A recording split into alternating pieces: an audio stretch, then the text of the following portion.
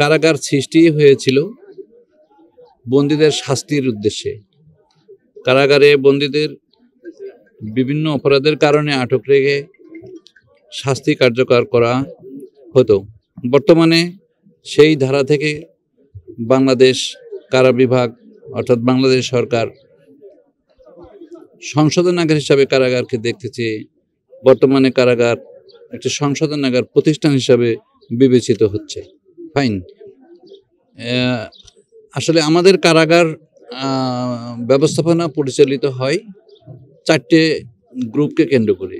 এক হলো বন্দির আত্মীয় স্বজন যারা দর্শনার্থী হিসাবে আসেন।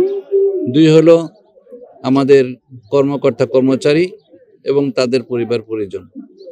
তো এর মধ্যে কোনো 4টা গ্রুপের সব বিষয়েই এই সারা বছরব্যাপী তাদের সাথে আমরা যে পেশাগত দায়িত্ব পালন সেগুলো করে থাকি।